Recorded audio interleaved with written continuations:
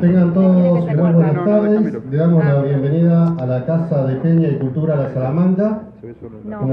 Como todos ustedes saben, es una institución emblemática en lo que tiene que ver con la cultura en la ciudad de La Plata desde hace más de 30 años.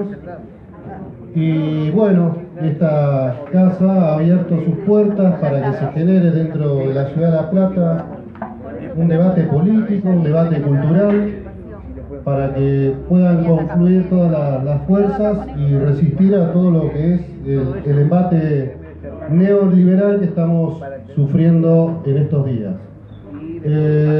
Seguidamente, bueno, le voy a pasar la palabra al compañero Tato Miloni, de la CTA de los Trabajadores, quien va a presentar a los panelistas. Agradecemos toda la presencia de ustedes y bueno, también destacar la presencia del secretario general de la CTA Autónoma, el compañero César Baliño, que está por aquí presente. Y bueno, damos inicio, andamos medio corto de tiempo y bueno, una vez más gracias, le paso con el compañero Tato Miloni de la CTA de los Trabajadores.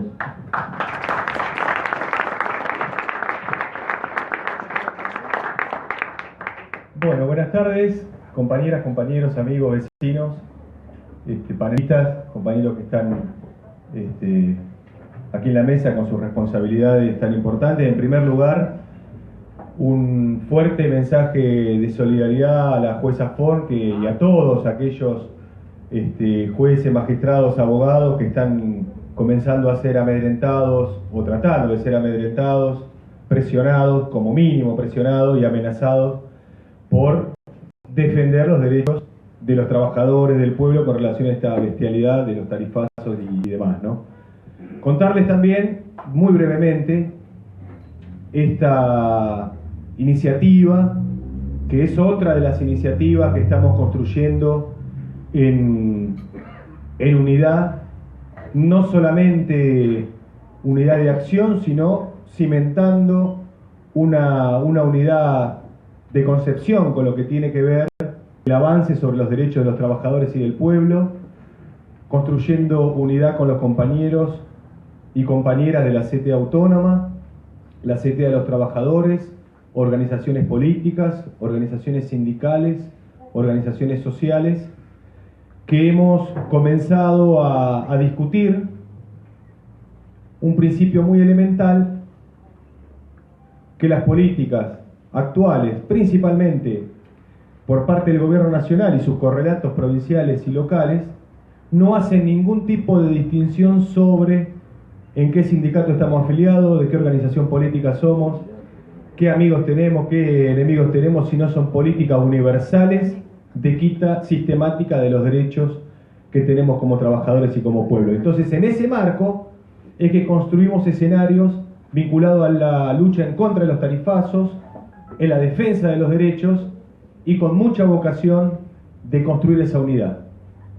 Discusiones que nos enriquecen a todos los sectores, provenientes de nuestras historias, sin negar nuestras historias políticas, nuestras historias de lucha, pero que nos ponemos un horizonte más vinculado al escenario que está presente y el escenario que se avisora en los próximos meses, años, incluso en los días, que cada vez no son para nada auspiciosos, sino todo lo contrario. Así que en ese marco saludar a los compañeros, a César que viene, a los compañeros de la CTA Autónoma, de sus organizaciones de base y las articulaciones políticas que confluyen. Esta actividad es una de tal vez las centrales que empezamos a recorrer, por lo que implica en términos del golpe a la ciudadanía con relación a los sentidos, que es los tarifazos, lo que representa eso para el vecino, para el trabajador, como así también para la pequeña, mediana industria que no puede sostener a sus trabajadores, su funcionamiento producto de los nuevos cuadros tarifarios. Por eso las actividades vinculadas a la oposición y a la lucha en contra de los tarifazos es tal vez los primeros escenarios que nos encuentra discutiendo. Y en ese marco también, lo que hemos discutido con los compañeros y compañeras es también el grado de incertidumbre o el grado de de no tener las cosas en las que yo lo planteé muchas veces, también me hacía cargo, de no saber cuál era el estado actual de la situación, la desorientación que se generaba relacionado si hay que pagar, si no hay que pagar, las intervenciones de los amigos que nos plantean el estado actual de la situación y el rol que tenemos como ciudadanía para oponernos al tarifazo de manera contundente y coordinada. Así que, desde los escenarios callejeros y de movilización, buscando organización, como los escenarios de una representación ciudadana, donde el simple bocinazo es una manifestación muy concreta con relación a la oposición a los tarifazos, es que también tenemos que dar estos saltos que nos permitan también reproducir el estado actual de la cosa y llevar el mensaje claro para todos nuestros compañeros de los sindicatos, de nuestras organizaciones y también a nuestros vecinos. ¿Qué es lo que tenemos que hacer? ¿Y cuál es el estado actual de la situación? Por eso generamos esta actividad junto con el compañero Marcelo Ponce Núñez de la CTA Autónoma, que nos va a ser el segundo orador en esta lista. Mariano Lovelli, presidente del CEPIS, una de las organizaciones que ha presentado recursos en defensa de la ciudadanía, y por supuesto el juez Luis Arias, y que para todos ellos pido un fuerte aplauso para dar inicio a esta actividad que será formativa. Así que les paso, compañeras, compañeros, paso la palabra para el compañero Marcelo Ponce Núñez.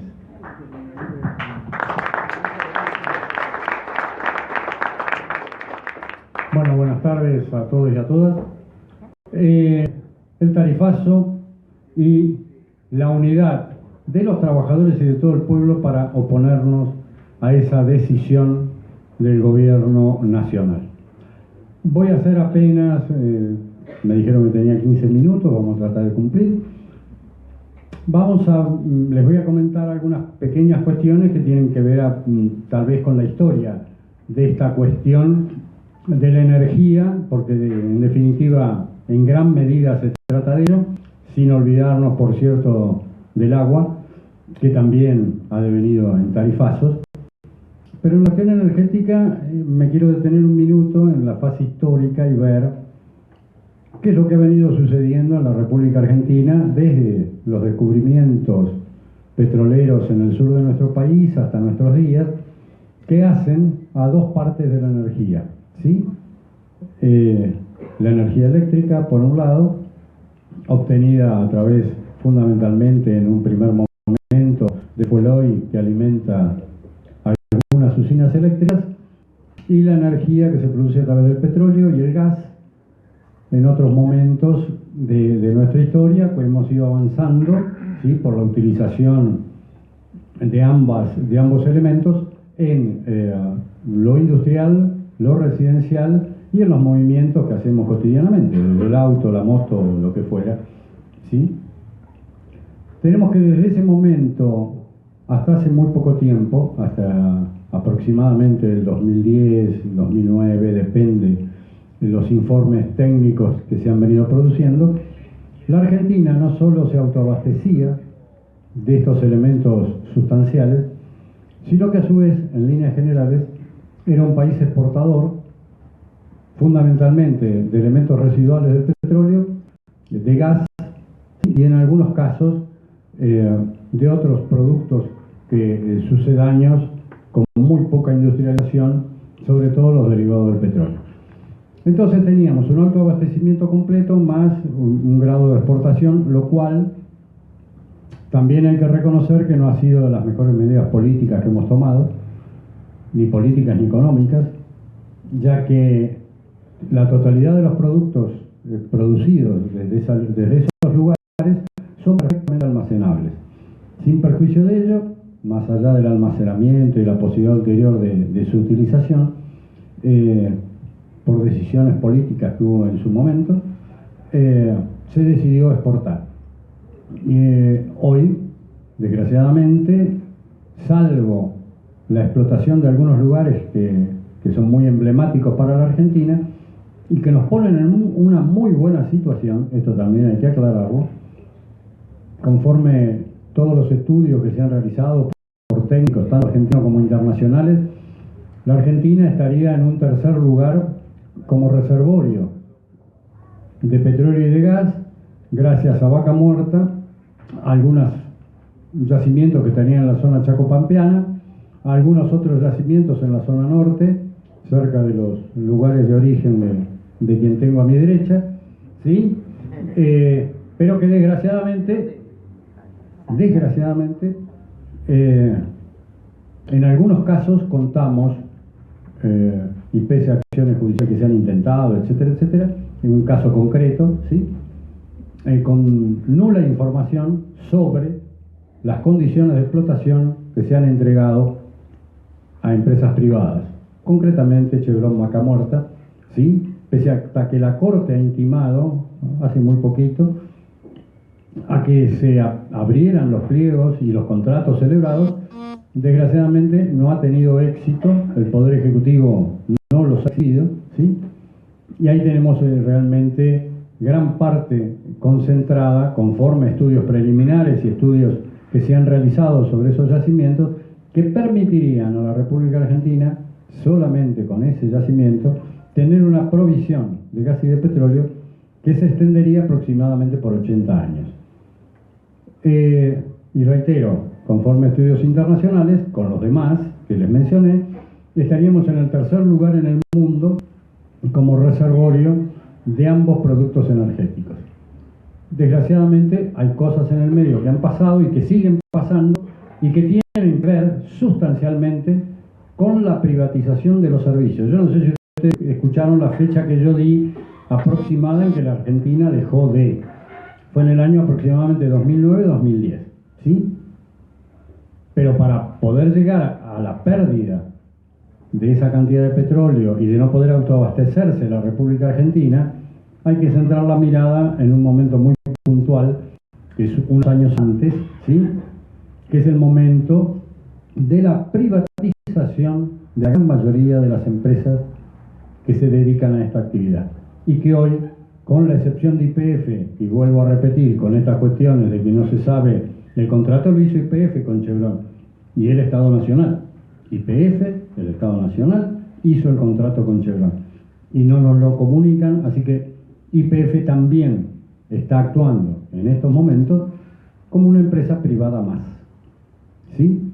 Entonces, volvamos nuevamente sobre nuestros pasos y tenemos que hubo una época en este país en donde se privatizó todo, ¿sí? Hubo un señor, abogado él, dicen, de origen riojano, ¿sí? Que se dedicó en su momento a privatizar cuanta cosa estaba delante nuestro como empresa del Estado. Y desde ahí en adelante, tenemos que apenas pasados 8, 9, 10 años, ¿sí? El país queda desabastecido de energía, ¿sí? Y hoy estamos en una situación crítica donde debemos importar desde hace un tiempo productos como el gas, por ejemplo, sin perjuicio que también importamos petróleo. Bien, y en esta situación estamos, y ahora nos quieren hacer creer que, sin decirnos qué, hace falta hacer obras, lo cual debe ser cierto. Hace falta hacer obras, y reitero, debe ser cierto. Pero no nos dicen ni cuáles, ni dónde, ni en qué tiempo, ni con qué costo. Estas son todas informaciones que le pidió la Corte al Gobierno Nacional. Es cierto, bien, estamos de acuerdo, vamos a suponer que hace falta hacer obras. Coincidimos, listo, qué lindo. Vuelvo a repetir, ¿dónde, cuándo, para qué y en qué tiempo? Cosa que todavía no sabemos si está contestada. Y agreguémosle a esto que durante muchísimos años, acertado o no, con suerte o no, bueno, es una cuestión política, se subsidió los servicios empresarios, ¿sí? Pero el subsidio no era simplemente para acotar el costo que tenía el usuario. El subsidio tenía una finalidad muy específica y está en los decretos y leyes de su creación. Era para auxiliar a las empresas por el costo y la diferenciación del costo para que realizaran obras. Ese era el origen puntual que tenían los subsidios. creo que en este momento, ante esta situación y cómo estamos, debería revisarse un poco cuáles son las obras que se hicieron con esos subsidios, dónde están, cuáles son, qué magnitud tienen. Entonces, esto nos deriva hoy a una situación que le llaman el tarifazo. Sí, tarifazo que según dicen tiende a dos cuestiones, vuelvo a repetir. Supuestamente van a seguir con la construcción de obras, que no sabemos cuáles, cómo ni dónde, pero a la vez, de acuerdo con las resoluciones que se vienen impugnando, que después vamos a decir por qué, por cierto que coincido en el por qué, esas resoluciones también dicen van a seguir manteniéndose el 60% de los subsidios existentes al presente. ¿Está? Muy bien. Quiere decir que seguimos subsidiando el 60% de la incidencia que tendría el costo, igual que antes, ya no subsidiamos el 100 sino el 60. Ahí ya tenemos una pequeña diferencia de costos que se trasladan. Nos hablan de obras, no nos dicen cuándo, cómo ni dónde. Y como otro pequeño detalle, como subsidio adicional que está pagando el gobierno en este momento, con una cara de felicidad bárbara, estamos pagando el petróleo en boca de pozo, ¿sí? Aproximadamente un 20% más del valor internacional del petróleo en boca de pozo. Y se lo pagamos. No vía subsidios, sino que nosotros, en la República Argentina, como somos tan buenos pagadores, tan geniales, ¿sí? Lo que sale $55 el barril en cualquier lugar del planeta, acá lo pagamos 67,70 como la cosa más natural del mundo. Ergo, vuelvo a repetir, ese sobreprecio en boca de pozo es otro subsidio, encubierto, ¿sí? Para empresas, vuelvo a repetir, que en la gran mayoría de la época de la privatización ya no son empresas nacionales, sino son empresas extranjeras. Y si les suena el nombre de Aranguren y el nombre de Shell uno al lado del otro, debe ser una mera casualidad que ninguno nos hemos dado cuenta que eso se daba. Entonces, así, con esas condiciones, se llega hoy a lo que ellos denominan, lo que hemos denominado el tarifazo. Injusto, ilegal y sin justificación. ¿Por qué doy estas tres características? La primera, vuelvo a repetir, es porque lo que primero tienen que hacer es informar con detalle y sumo detalle, ¿sí?, los destinos y las cuestiones a las que se va a asignar ese pretenso aumento que hace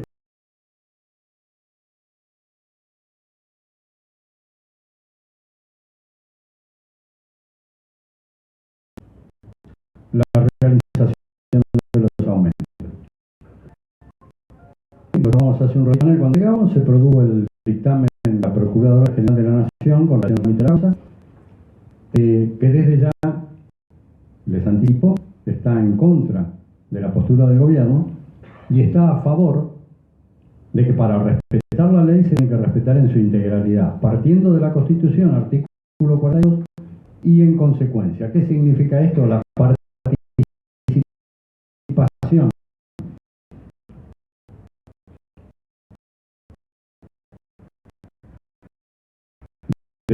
de los ciudadanos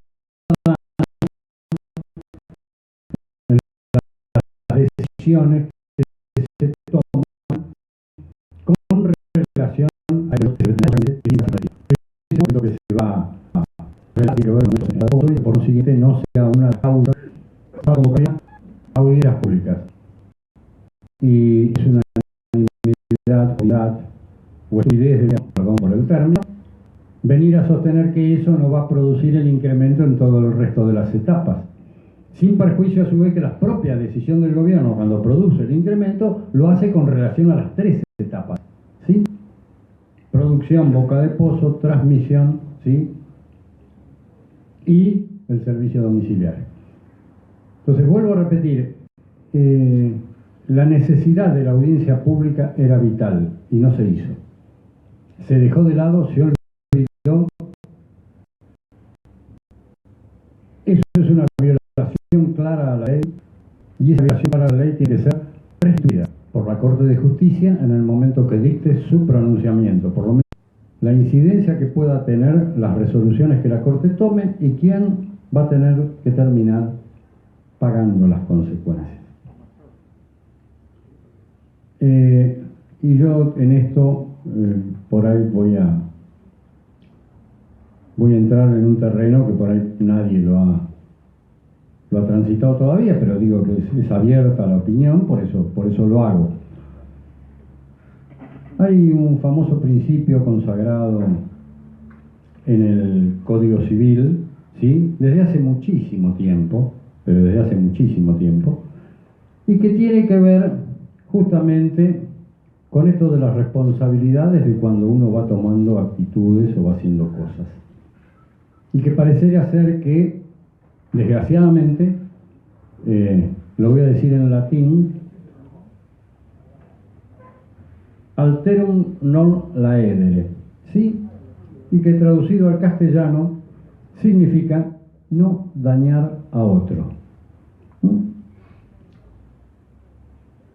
Y pareciera ser, por todas las verbalizaciones que se van realizando desde los funcionarios del gobierno, del presidente para abajo, que todos reconocen que con este tema de las tarifas han cometido serios errores, se han equivocado, estábamos aprendiendo. Y no me acuerdo frases similares o parecidas que se han dicho con el correr del tiempo. Ahora, esos errores, esas equivocaciones, eso estoy aprendiendo, produce consecuencias directas. Y no es cuestión de que esas consecuencias directas, que significan costos, en definitiva, las terminemos pagando nosotros.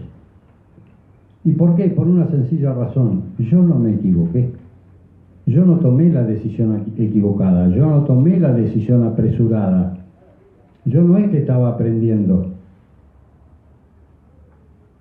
Los que cometieron esas conductas están actualmente en el gobierno de la República Argentina. Y tienen que tener consecuencias. Porque van a provocar consecuencias y daños a todos nosotros y a toda la comunidad.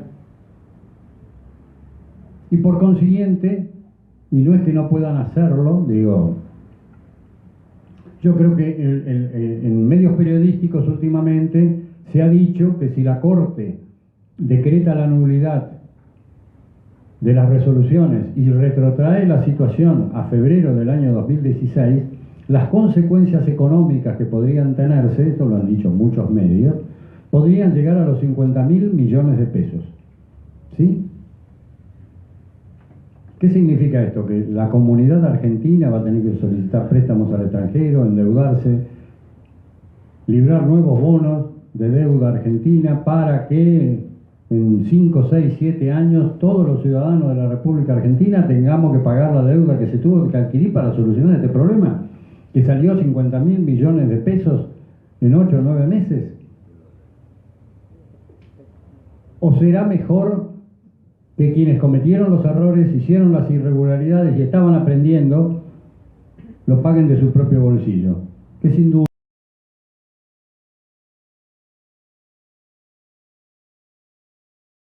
sobra para pagar 50.000 millones de pesos. Entonces me parece que también esto es algo que tenemos que evitar. No es cuestión solamente de que el tarifazo no tiene que pasar el filtro de la Corte, sino que la Corte tiene que retrotraerlo y establecer las audiencias públicas con carácter retroactivo al momento que corresponda, y luego de estar informados adecuadamente de todo, absolutamente de todo, poder resolver la situación. Y que si esa situación, vuelvo a reiterar, trae consecuencias económicas, que esas consecuencias económicas las paguen quienes provocaron la situación en la que hoy nos encontramos, por sus errores, por sus equivocaciones o porque realmente cometieron una barbaridad. ¿Sí? Entonces, la audiencia pública deviene necesaria, y creo que como pueblo, que como ciudadanos, que como sociedad, deberíamos ir más allá en este momento para tratar, no digo hoy, pero para tratar de conseguirlo a futuro. Es cierto, las audiencias públicas, por el decreto que están creadas, no son vinculantes. Creo que debemos luchar con ahínco y sobre todo partiendo de esta situación en la que estamos, para que a futuro las audiencias públicas sean vinculantes. Y que la única manera de excusarse de las resoluciones de las audiencias públicas sea con un sustento técnico, económico, político y legal que permita la aplicación de principios de razonabilidad y que el Estado pudiera ir en contra, cierto, de ese vínculo, pero que ese vínculo también pueda ser discutido por esos aspectos ante el Poder Judicial. Porque el Poder Judicial entonces no estaría haciendo política, como dice ahora los referentes del partido que nos gobierna. Estaría controlando la razonabilidad, la lógica, la adecuación, el respeto a la ley, ¿sí?, en cada una de las cuestiones que se resolvieran en esas audiencias públicas. Entonces me parece como aporte estas dos cuestiones que yo he tratado de sintetizar lo más rápidamente posible, que tienen que ver con que a futuro breguemos, luchemos y tratemos de alcanzar la calidad de vinculante de las audiencias públicas. Y la segunda cuestión, que si toda esta situación generada en estos últimos meses, desde la primera decisión gubernamental de generar tarifazos reales, alejados de la norma jurídica que regulaba el sistema, porque no hizo la audiencia pública previa, entre otras cosas, sepamos que si eso tiene consecuencias económicas, peleemos, luchemos, para que las responsabilidades de esas cuestiones económicas que suframos no las paguemos nosotros, sino que la paguen quienes realizaron el yerro, la equivocación o el aprendizaje, según dicen, a lo largo de sus discursos. ¿Sí? Bueno, estas son las cosas que yo creo, espero y anhelo que la Corte resuelva las cuestiones con un criterio adecuado a lo que la norma jurídica le indica, y que por consiguiente, si las cosas no se hicieron como la ley marca, volvamos para atrás y hagamos las cosas como corresponde. Y reitero, si hay consecuencias, que la paguen ellos. Gracias.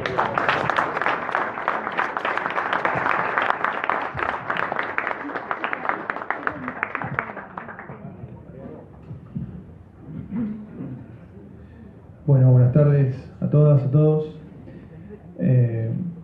Bueno, celebramos poder estar acá reunidos. A uno mucho no le gusta esto de púlpito, estar acá arriba, ¿no? Tendemos estar más. Acá el doctor, señoría, está acostumbrado al estrado, nosotros estamos acostumbrados a estar abajo. No, esta actividad en el marco de la multisectorial que se viene trabajando desde hace un tiempo, en el cual hemos participado de los bocinazos, de los ruidazos, se está preparando la marcha federal, y es una actividad más de las tantas que estamos realizando diversas organizaciones políticas, sociales, sindicales, estudiantiles, que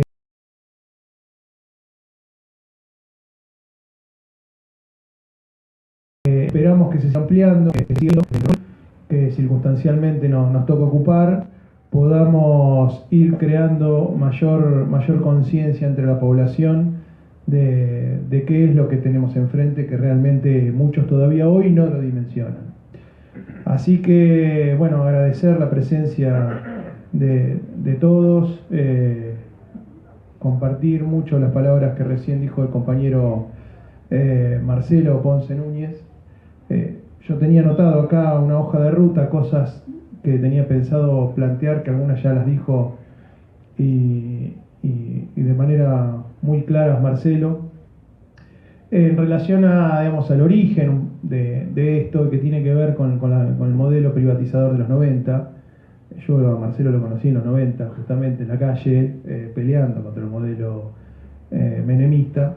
Así que tenemos en claro lo que significó el vaciamiento y el saqueo del país, de nuestras empresas, de nuestros recursos naturales. Y nos retrotraemos a la década del 90, porque en el medio de la entrega nacional, en el medio del remate de lo público, en esa etapa tan funesta, se produjo la reforma constitucional de 1994, y allí es en donde se incorporan una serie de famoso Acuerdo de Olivos, ¿no? El Pacto de Olivos, lo recordarán ustedes muy bien, en donde... ¿Vos? Eras muy chico. En donde en ese núcleo de coincidencias básicas no se pudo ir a discutir a la Convención Constituyente de Paraná una nueva constitución en su integralidad, sino que se acordaron entre los dos partidos mayoritarios ese paquete de nuevos artículos, y entre ellos aparece el artículo 42, que es el que ha sido el puntapié, el puntal para que nosotros como asociación civil hayamos podido iniciar los amparos a los cuales ahora me voy a detener. No solamente eso, sino que además quiero agregar que en el artículo 75, inciso 22 de la Constitución, se agregaron numerosos tratados y convenciones internacionales de derechos humanos que también van a ser importantes a la hora de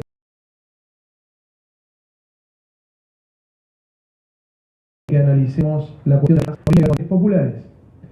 Cuando dicen financiaban a los ricos, en realidad lo que estaban haciendo era hacer pagables las tarifas de los servicios públicos para las clases trabajadoras, que eso es lo que no quieren decir, bajo el argumento de financian la luz de Puerto Madero. Lo que había era un Estado que decidía subsidiar y de esta forma sostener el consumo de las familias argentinas. Entonces, ¿por qué digo esto? Porque nosotros, desde el oficialismo que fuimos hasta el 9 de diciembre, teníamos un Estado que claramente sabíamos de qué lado estaba. Y que la participación ciudadana nosotros la teníamos en la calle apoyando un gobierno que estamos convencidos que estaba sosteniendo a los más humildes. Reitero, aún con sus errores. Entonces, cuando se producen estos aumentos tan despiadados, lo primero que se nos ocurrió fue pensar de qué forma le podíamos entrar ante este cambio de paradigma. Y ustedes bien saben, salvo honrosas excepciones, una de las cuales está a mi lado, la justicia, ustedes bien saben que en muchos casos veletea de acuerdo a quién es el que está comandando el Ejecutivo. Y sabíamos que hacer un planteo frontal en torno a la tarifa, de que las tarifas son irrazonables, que son impagables, esa cuestión, sobre todo teniendo en claro que el Partido Judicial Federal es muy fuerte, utilizamos las herramientas con las cuales el liberalismo trató de esmerilar a la acción y al accionar del gobierno kirchnerista.